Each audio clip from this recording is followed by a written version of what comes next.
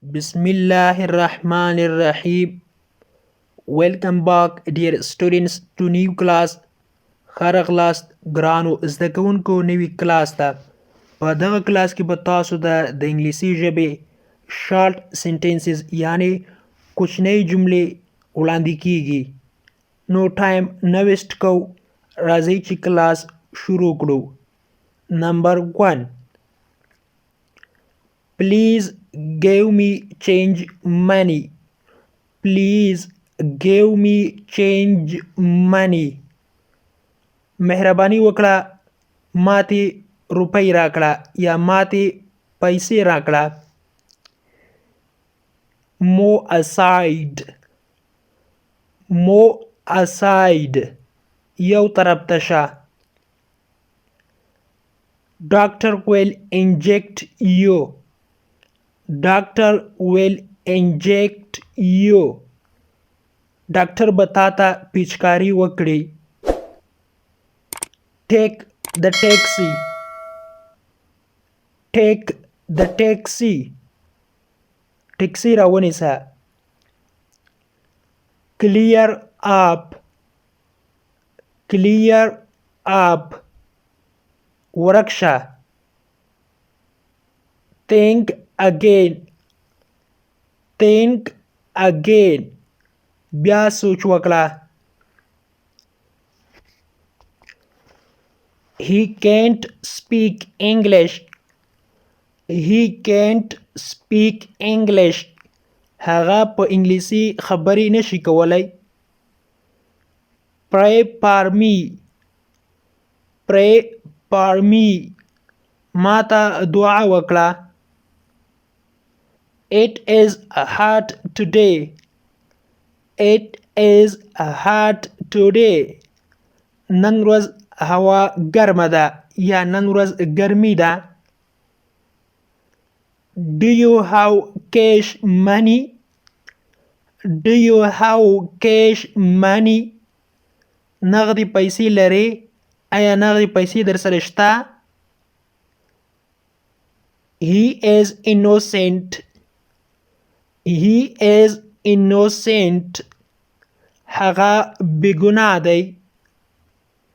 It is too expensive. It is too expensive. دا ډېر زیات قیمتي ده. Nothing else. Nothing else. نور هیڅ نه. I am sick today. I am sick today. زه نن ورځ ناروغ یم یا مریض یم. Where is the lift? Where is the lift? برقي زینه چیرته ده؟ Take up the shoes. Take up the shoes. بوټان دې وباسه.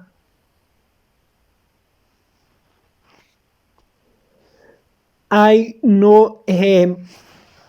I know him. زه هغه پیژنم. I know him. زه هغه پیژنم.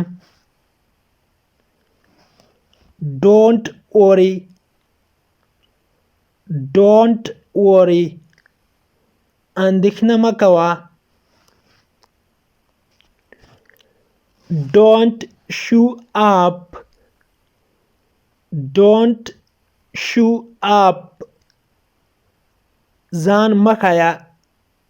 ځان دې مه ښیه. Don't show up. ځان دې مه ښیه یعنی ځان ښودنه مه کوه. Nobody came. Nobody came. هیڅوک نه دی راغلی. Nobody came. هیڅوک نه دی راغلی. د انګلیش پښتو لرنینګ کورس ګرانو زده کوونکو نننی کلاس تر دې ځای پورې و. هیله ده چې یو څه مو ترې زده کړي وي.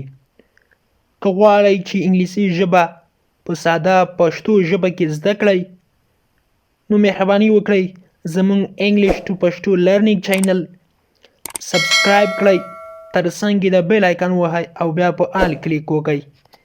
دې سره به هر نوی کلاس چې موږ یې روزانه اپلوډ کوو تاسو ته په خپل ټایم در ورسیږي. Thank you so much for watching.